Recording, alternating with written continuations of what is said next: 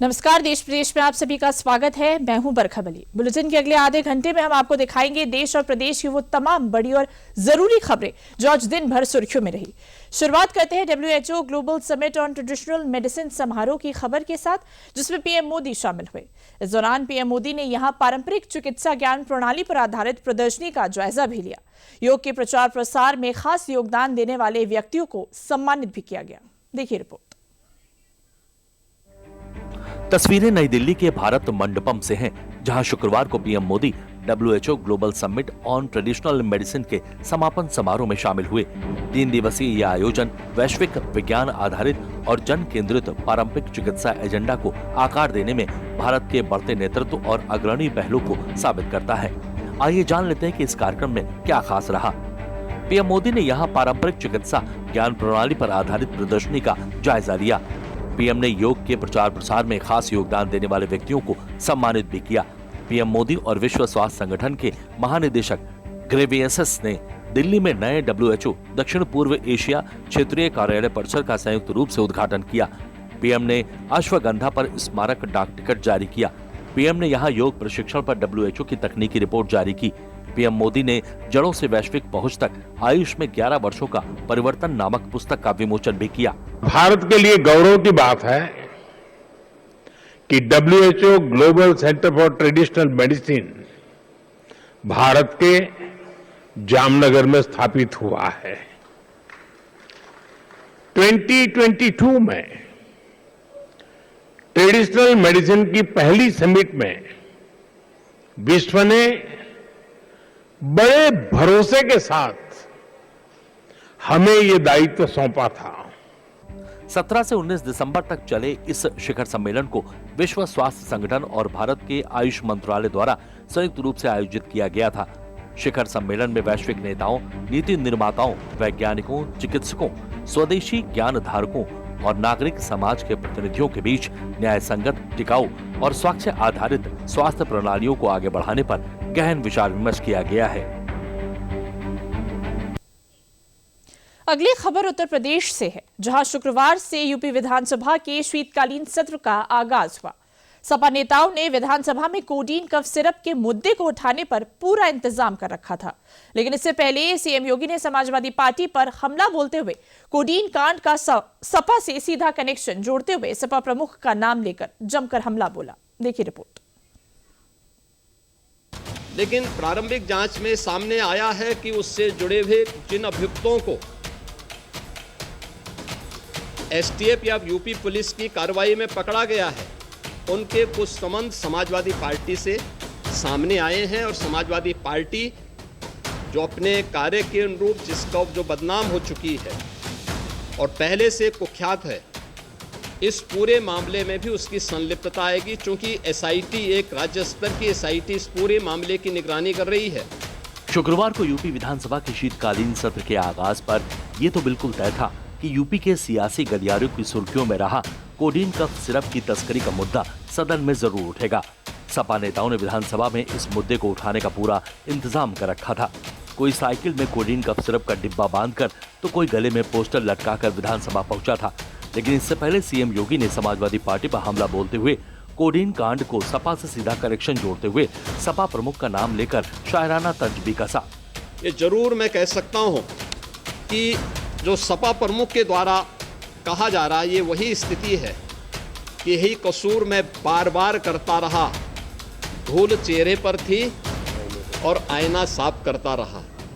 यानी फोटो इनकी है उन माफियाओं के साथ, तो स्वाभाविक रूप से अवैध लेन देन में भी संलिप्तता कहीं ना कहीं सामने आएगी। यूपी में कोडीन कफ सिरप का मुद्दा एक बड़े सियासी विवाद का रूप ले चुका है, जिसमें नेता, माफिया, रसूखदारों के शामिल होने का आरोप लग रहा है।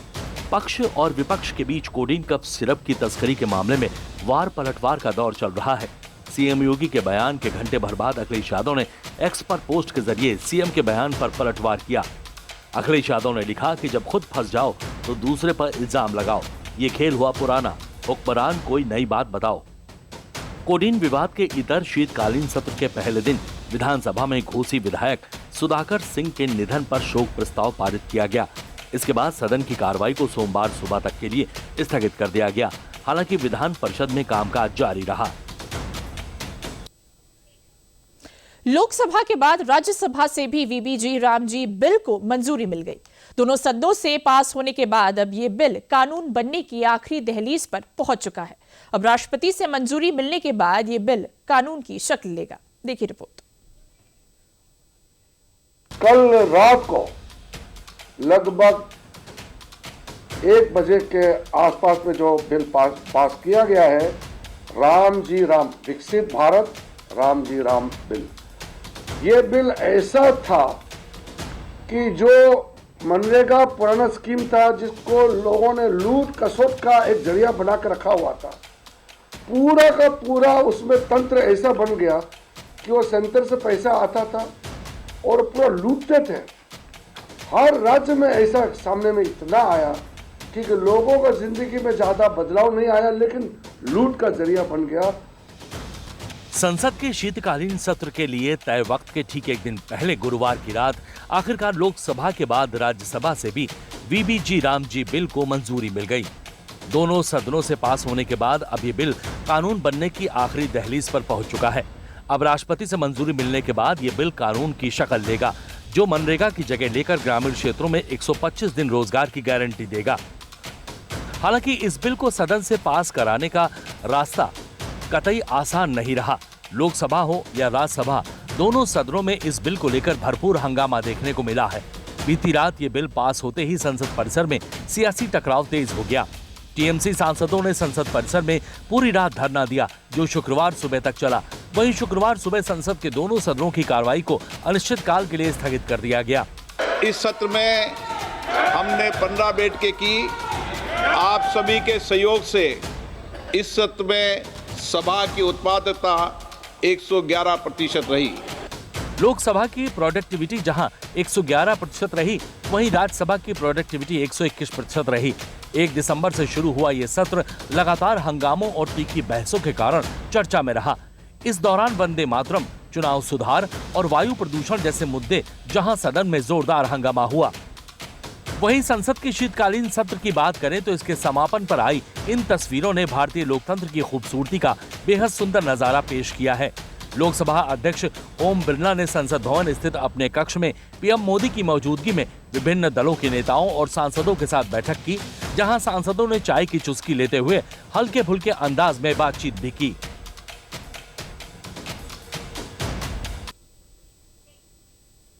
गोरखपुर में यातायात सुगमता के लिए मुख्यमंत्री योगी आदित्यनाथ ने गोरखनाथ मंदिर के पास बने नए रेल ओवरब्रिज का उद्घाटन कर दिया है। ओवरब्रिज के बन जाने से गोरखनाथ क्षेत्र की 1 लाख से अधिक की बड़ी आबादी को राहत मिलेगी। देखिए रिपोर्ट।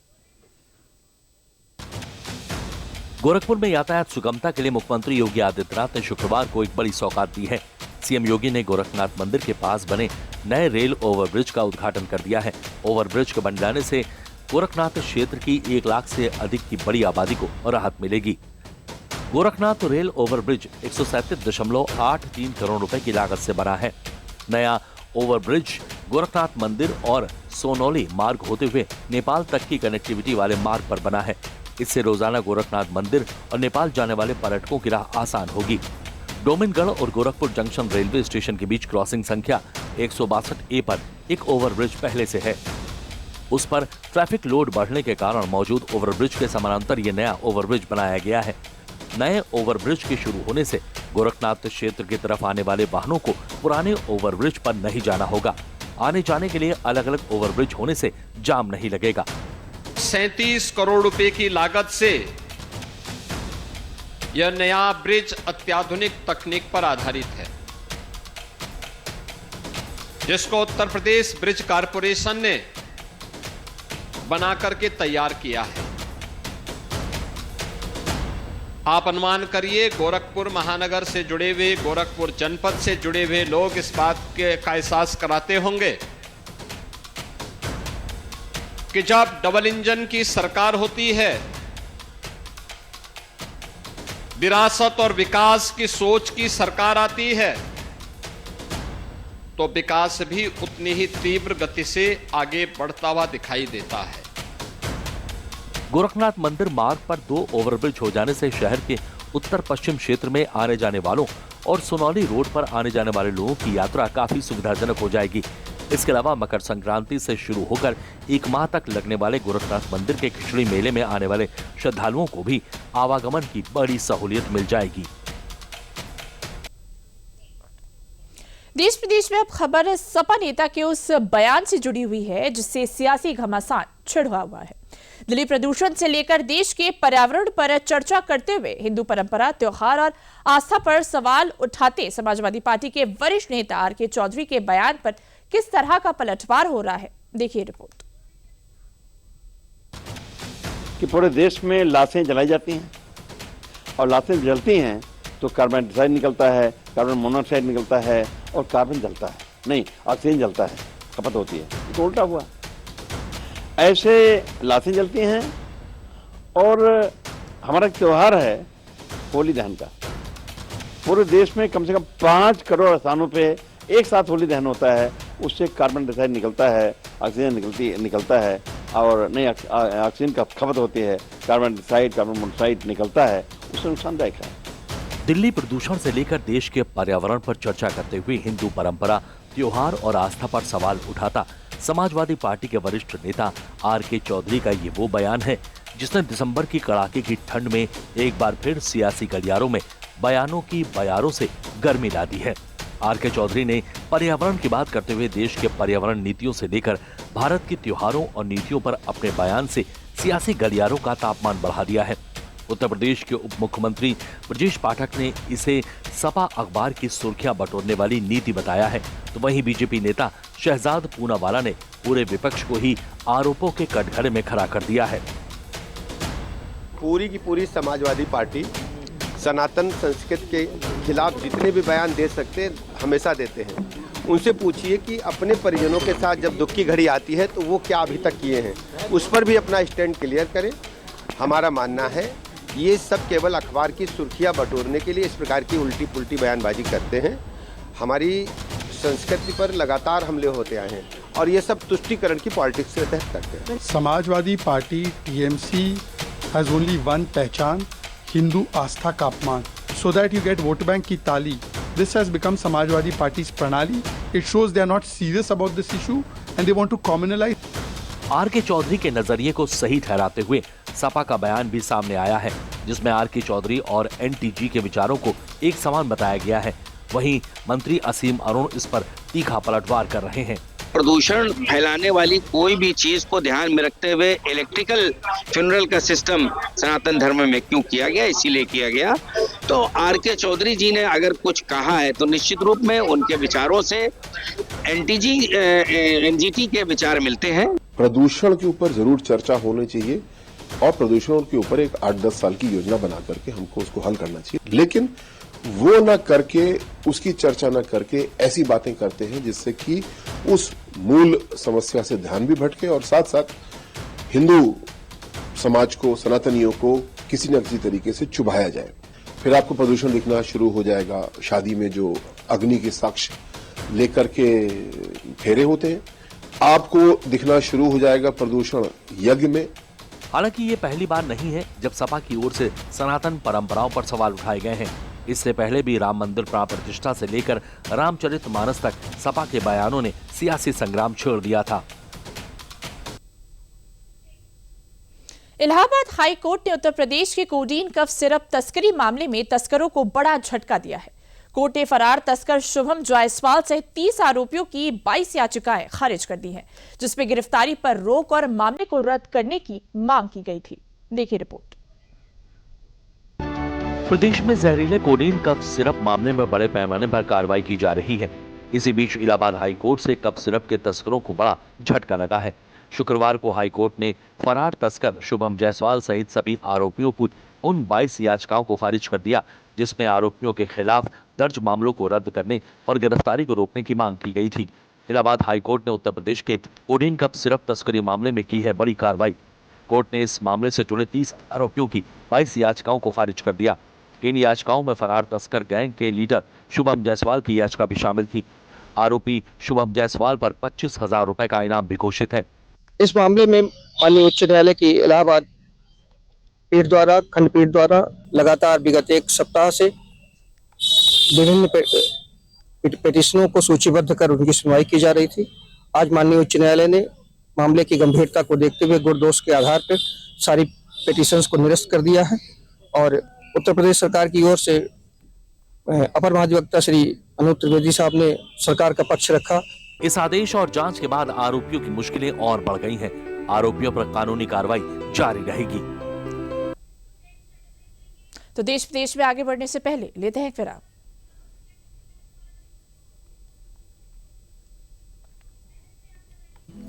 बड़ी बहू, ये तुम्हारे नाम। इतनी भी क्या जल्दी थी? अरे और छोटी, ये तुम्हारे नाम।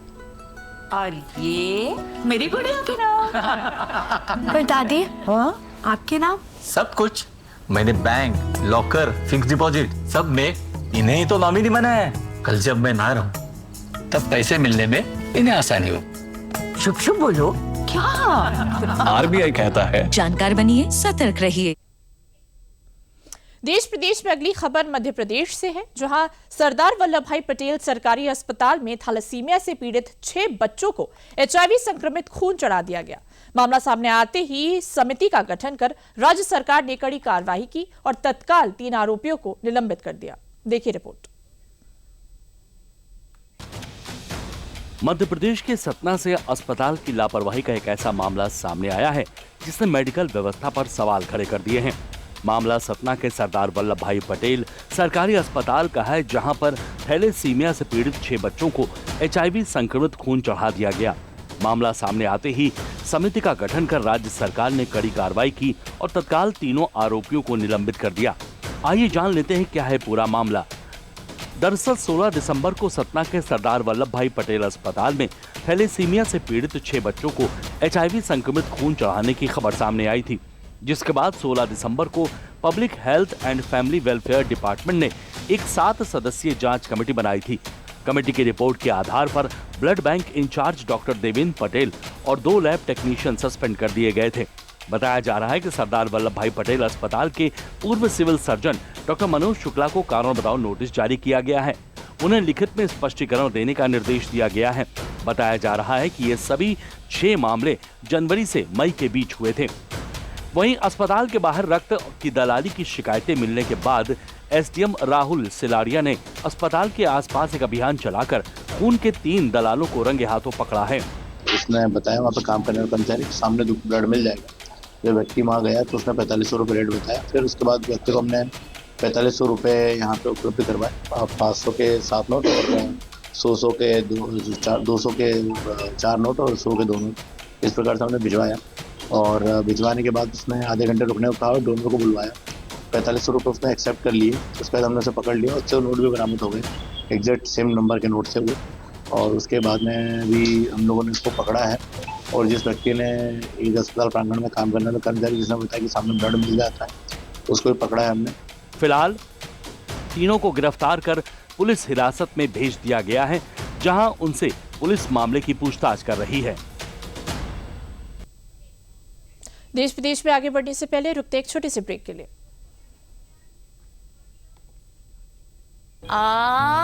Good girl.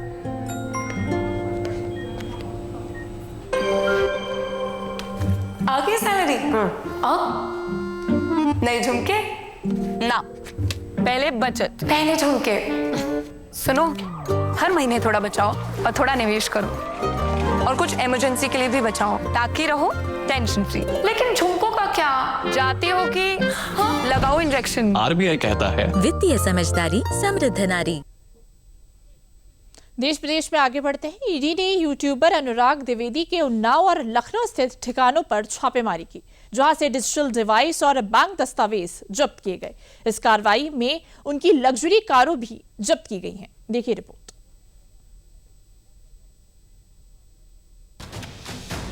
ऑनलाइन गेमिंग के नाम पर करोड़ों की कमाई, शानदार जिंदगी, महंगी गाड़ियां और दुबई में शाही शादी करना एक फेमस यूट्यूबर को भारी पड़ गया, क्योंकि इस चकाचौंध और सोशल मीडिया की चमक के पीछे छुपी कमाई अब जांच एजेंसियों के रडार पर आ गई है। उत्तर प्रदेश के उन्नाव में खजूर गांव से लेकर लखनऊ तक प्रवर्तन निदेशालय की 16 सदस्यीय टीम ने ऑनलाइन सट्टेबाजी के शक में फेमस यूट्यूबर और गेमिंग एक्सपर्ट अनुराग द्विवेदी से जुड़े ठिकानों पर एक साथ छापेमारी की है। वहीं ईडी ये जानने में जुटी है कि ड्रीम 11 और ऑनलाइन गेमिंग से दिखाई जा रही ये भारी कमाई आखिर आई कहां से। उन्नाव जिले में प्रवर्तन निदेशालय ईडी की एक टीम ने यूट्यूबर अनुराग द्विवेदी से जुड़े 2 ठिकानों पर छापेमारी की है। ईडी ने द्विवेदी के पैतृक गांव में उसके घर और नवाबगंज कस्बे में उसके चाचा के घर पर यह कार्रवाई की है। ईडी की टीमें अजगैन थाना क्षेत्र के खजूर गांव में द्विवेदी के चाचा नृपेंद्र नाथ द्विवेदी के घर पहुंची। ईडी की टीमों ने देर शाम तक तलाशी ली और घर के अलग अलग हिस्सों की जांच की गई। ईडी ने इस दौरान बैंक लेन देन से जुड़े दस्तावेज, संपत्ति के कागजात और कुछ डिजिटल उपकरण अपने कब्जे में लिए हैं। यहाँ ईडी ने 4 वाहनों को भी जब्त किया है, जिसमें अनुराग द्विवेदी की लग्जरी कारें शामिल हैं। जब्त किए गए वाहनों में लैम्बोर्गिनी, उरूस और एक मर्सिडीज बेंज और BMW, एक थार शामिल है। बताया जा रहा है कि यह मामला धोखाधड़ी, जालसाजी और अवैध ऑनलाइन सट्टेबाजी से जुड़े अपराधों में संबद्ध है। इससे पहले अक्टूबर माह में ईडी ने यूट्यूबर अनुराग द्विवेदी के लखनऊ स्थित आवास पर भी छापेमारी की थी। बता दें कि अनुराग 22 नवंबर को दुबई में एक क्रूज पर लखनऊ निवासी अपनी प्रेमिका से शादी करने के बाद चर्चा में आया था। फिलहाल छापेमारी के दौरान अनुराग द्विवेदी घर पर मौजूद नहीं था।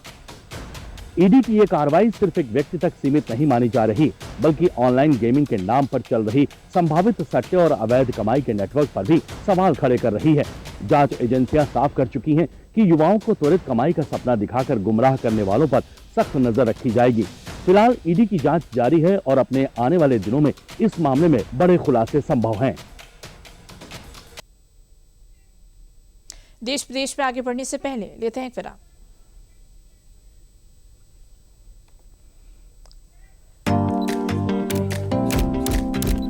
ओह लवली, वेल डन। अब होगा बड़ा स्टूडियो, नया कैमरा, नई लाइट्स, लगे हाथ नई कार भी ले लो उसी लोन से। नो, लोन लिए गए काम में ही लगाओ, समय से EMI चुकाओ, क्रेडिट स्कोर बढ़ाओ और अगला लोन आसानी से पाओ। कार नहीं तो मेरी फोटो तो ले लो। आप कौन? RBI कहता है वित्तीय समझदारी समृद्ध नारी। देश प्रदेश में आगे बढ़ते हैं। ईडी ने 1xBet सट्टेबाजी ऐप से जुड़े मनी लॉन्ड्रिंग केस में क्रिकेटर युवराज सिंह, रॉबिन उथप्पा और अभिनेता सोनू सूद समेत कई दिग्गजों की करोड़ों रुपए की संपत्तियां जब्त की हैं। अब तक 19 करोड़ रुपए की संपत्ति कुर्क की जा चुकी है और मामले की जांच जारी है। देखिए रिपोर्ट। ऑनलाइन सट्टेबाजी ऐप 1xBet से जुड़े मनी लॉन्ड्रिंग मामले में ईडी ने शुक्रवार को एक बार फिर बड़ी कार्रवाई की है। ईडी ने फिल्म इंडस्ट्री और क्रिकेट जगत से जुड़े कई चर्चित नामों पर शिकंजा कसा है और उनके करोड़ों रुपए की संपत्तियां अटैच कर ली हैं। लंबे समय से इन सभी का नाम अवैध बेटिंग ऐप के प्रचार से जुड़ रहा है, जिसके बाद अब इन सभी हस्तियों की मुश्किलें बढ़ती नजर आ रही हैं। कौन है ये चर्चित नाम, आइए जानते हैं। ये कार्रवाई 1xBet ऐप के जरिए किए गए अवैध वित्तीय लेन देन की जाँच के तहत की गई है। ईडी ने इस मामले में 7.93 करोड़ रुपए की संपत्ति जब्त की है। ईडी की कार्रवाई में अभिनेता सोनू सूद, अंकुश हजारा, नेहा शर्मा, उर्वशी रौतेला, मिमी चक्रवर्ती और पूर्व भारतीय क्रिकेटर युवराज सिंह और रॉबिन उथप्पा शामिल हैं। ईडी का कहना है कि इन लोगों को 1xBetting ऐप के प्रचार और प्रमोशन के बदले मोटी रकम दी गई थी, जो अवैध सट्टेबाजी से अर्जित बताई जा रही है। ईडी ने युवराज सिंह की करीब 2.5 करोड़ रुपए की संपत्ति जब्त की है। रॉबिन उथप्पा की लगभग 8.26 लाख रुपए की संपत्ति और उर्वशी रौतेला की 2.02 करोड़ रुपए की संपत्ति जब्त की गई है। अभिनेता सोनू सूद के करीब 1 करोड़ रुपए की संपत्ति और मिमी चक्रवर्ती की 59 लाख रुपए की संपत्ति जब्त की गई है। वहीं अंकुश हजारा की 47.20 लाख रुपए और नेहा शर्मा की लगभग 1.26 करोड़ रुपए की संपत्ति जब्त की गई है। बता दें कि ये पहली बार नहीं है जब इस केस में दिग्गजों के नाम सामने आए हैं। इससे पहले ईडी ने भारतीय क्रिकेटर शिखर धवन और सुरेश रैना से जुड़ी संपत्तियों को भी अटैच किया था। अब तक कार्रवाई को मिलाकर 1xBet जांच में कुल 19.07 करोड़ रुपए की संपत्ति कुर्क की जा चुकी है। ईडी का कहना है कि मामले की जांच अभी जारी है और आने वाले दिनों में और भी लोगों की भूमिका सामने आ सकती है। बहराइच में कथावाचक पुंडरीक गोस्वामी को पुलिस परेड के दौरान गार्ड ऑफ ऑनर दिए जाने को लेकर विवाद खड़ा हो गया है। सोशल मीडिया पर वायरल हो रहे इस वीडियो को लेकर सियासत गर्मा गई है। क्या है पूरा मामला, देखिए इस रिपोर्ट में। सोशल मीडिया पर इन दिनों एक कथावाचक को सलामी देने पर काफी घमासान मचा हुआ है और इसका वीडियो भी जमकर वायरल हो रहा है। सारे जहां से अच्छा के म्यूजिक के साथ शूट हुआ ये वीडियो बहराइच पुलिस लाइन का है, जहां भागवत कथा के लिए पहुंचे कथावाचक पुंडरीक गोस्वामी को रेड कारपेट पर चलते देखा जा सकता है।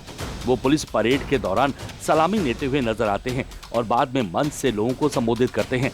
आयोजन तो पुलिस वालों के तनाव को कम कर उन्हें सकारात्मक विचारों से जोड़ने का था, पर लोग इस वीडियो को संवैधानिक तथा प्रशासनिक मर्यादाओं से जोड़कर देख रहे हैं।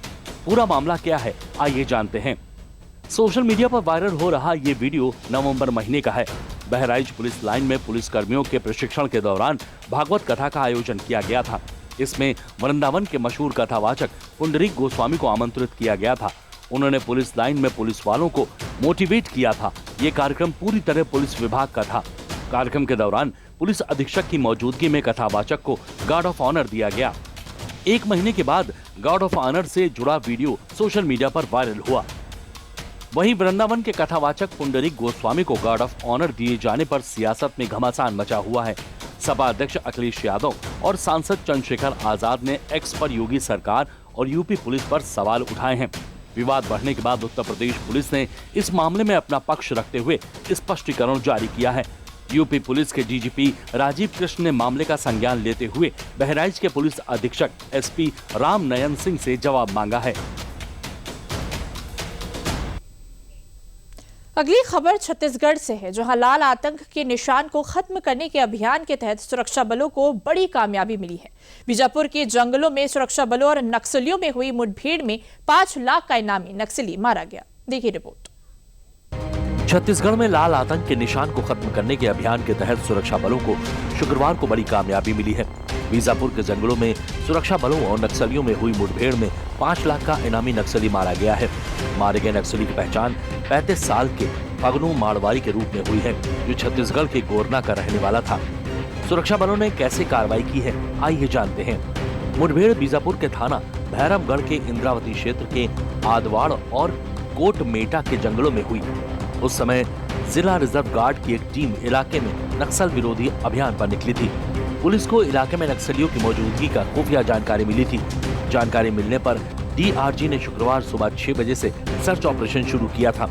इस दौरान नक्सलियों ने सुरक्षा बलों पर गोलीबारी शुरू कर दी, जिसके बाद सुरक्षा बलों की जवाबी कार्रवाई में नक्सली फगनू माड़वी मारा गया। नक्सली फगनू माड़वी भैरमगढ़ एरिया कमेटी का सदस्य था। मारे गए नक्सली के पास से 303 राइफल, 9mm पिस्टल और विस्फोटक बरामद हुए हैं। भैरमगढ़ के आदवाड़ा और कोटमेटा के जंगलों में माओवादियों की उपस्थिति की सूचना थी, जिसमें भैरमगढ़ एरिया कमेटी के सशस्त्र माओवादियों की सूचना थी, जिस पर से डीआरजी की टीमें कल शाम को रवाना हुई थी और आज सुबह 6 बजे से लगातार मुठभेड़ जारी थी। और मुठभेड़ के बाद सर्चिंग के दौरान एक माओवादी का शव बरामद हुआ, जिसकी पहचान फगनू माड़वी के रूप में हुई, जो एसीएम भैरमगढ़ एरिया कमेटी का है। साथ में ही 303 rifle, 9mm pistol, wireless set एवं अन्य विस्फोटक सामान भी बरामद हुए हैं। कार्रवाई के साथ इस साल अब तक छत्तीसगढ़ में मुठभेड़ में 285 नक्सली मारे जा चुके हैं। इनमें से 256 बस्तर क्षेत्र में मारे गए थे, जिसमें बीजापुर, सुकमा और दंतेवाड़ा सहित 7 जिले शामिल हैं। फिलहाल सुरक्षा बलों ने इलाके में तलाशी अभियान तेज कर दिया है, ताकि और नक्सलियों का पता लगाया जा सके। अगली खबर उत्तर रेलवे के द्वारा लखनऊ में की गई मॉक ड्रिल से जुड़ी हुई है। मॉक ड्रिल के पीछे का मकसद क्या था, देखिए इस रिपोर्ट में। कहीं ट्रेन की उल्टी पड़ी बोगी पर चढ़े घायलों को स्ट्रेचर के सहारे नीचे उतारने की मशक्कत में लगे एनडीआरएफ के जवान, तो कहीं रेलवे ट्रैक पर अनाउंसमेंट के साथ मदद पहुंचाने में लगे रेलवे के कर्मचारी और आरपीएफ, जीआरपी के जवान। पहली नजर में अगर इन तस्वीरों को देखें तो यही लगता है कि ठंडी के इस मौसम में कोई भीषण रेल हादसा हुआ है, जिसके बाद जवानों ने तुरंत रेस्क्यू ऑपरेशन चलाकर खिड़कियां तोड़कर और ड्रिल करके बोगी की बॉडी काटकर यात्रियों को बाहर निकाला है। लेकिन यह नजारा किसी हादसे का नहीं, बल्कि हादसे के वक्त तुरंत रिस्पांस के लिए उत्तर रेलवे की तरफ से की गई मॉक ड्रिल का सीन था। आइए जान लेते इस मॉक ड्रिल के पीछे का मकसद क्या था। उत्तर रेलवे के अधिकारियों ने बताया कि इस तरह की मॉक ड्रिल का उद्देश्य सभी संबंधित विभागों की तैयारियों को परखना था, जिससे किसी भी रेल दुर्घटना की स्थिति में जानमाल के नुकसान को कम किया जा सके और मॉक ड्रिल के दौरान राहत और बचाव में आने वाली परेशानियों को दूर किया जा सके। अधिकारियों ने बताया कि ऐसे अभ्यास भविष्य में भी नियमित रूप से कराए जाएंगे, ताकि आपात स्थितियों से प्रभावी ढंग से निपटा जा सके। इस मॉक ड्रिल में ये देखने को मिला है कि ट्रेन पलटने के बाद अफरा तफरी के हालात में रेलवे कैसे सभी टीमों के साथ मिलकर काम करती है और लोगों को सुरक्षित निकालकर घायलों को तत्काल अस्पताल पहुंचाने के लिए किस मिशन मोड पर काम होता है। तो देश प्रदेश में अभी के लिए बस इतना ही। मुझे दीजिए इजाजत। नमस्कार।